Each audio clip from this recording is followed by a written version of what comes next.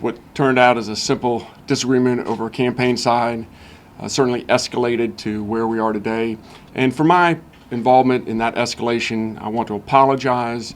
And certainly I could have acted better and should have acted better. And from that, we learn from our experiences. There's three things that happened, and these are clear from the video. One is Mr. Lepa came out, physically bumped me and pushed me backwards. My hands were up. I didn't want to have any of that confrontation. He came back out again. He leaned in.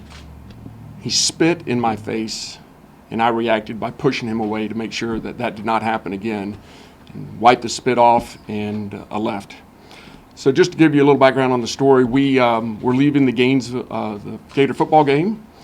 We're driving down University Avenue right past the stadium. My daughter looks out and says, "Hey, Daddy, there's somebody cutting your sign down." So I pulled in the next driveway. I get out, I walk back up. He put the sign up at the house. The first question I had for him, I didn't know this gentleman, was, is this your home? Are you the property owner? We had permission from the property owner to put the sign up. I didn't know if he was somehow related. He said no, he wasn't. He parks cars, and he didn't like political signs because of some of his customers. So I told him, I understand how some people are about politics, but that we did have permission from the owner to put the sign up. He then, after a short conversation, agreed to help me, and we were going to put the sign back up. We walked down to where the sign was. My wife had walked up there. We're standing there. My wife's on the other side of him. She mentions that it's illegal to take campaign signs down, and Mr. Lepa changed pretty dramatically who he was and his tone. He started screaming obscenities at my wife, very vulgar language. I certainly couldn't repeat it now, and kind of language you'd never want to have your daughters hear that kind of a language. Grabbed the sign out, takes it back up to the house. I follow him up there.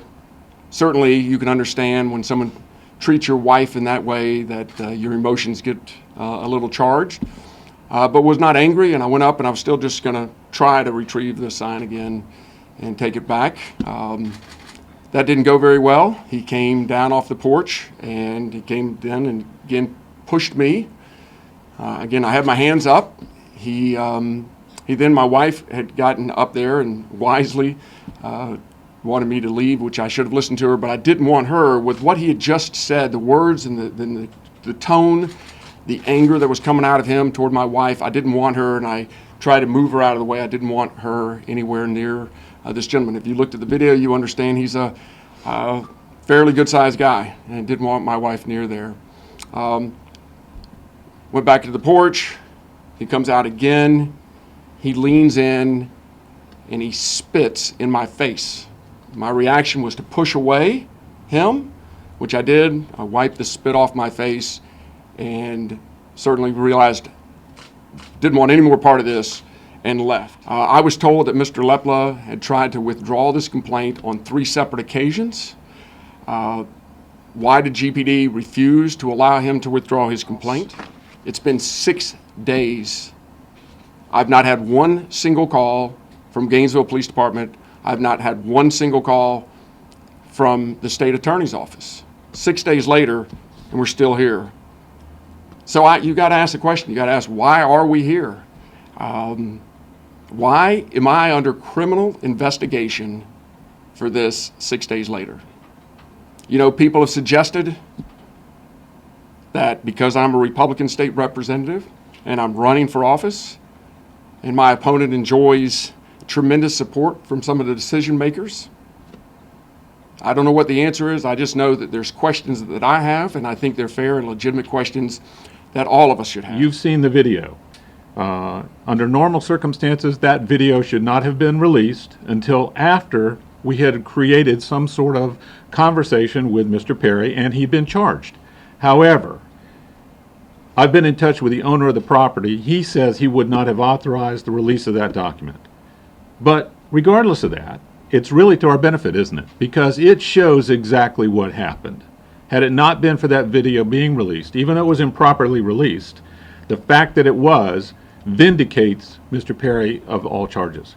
When somebody creates a battery, they spit in your face, The normal reaction is to defend. You're not involved in a battery under those circumstances.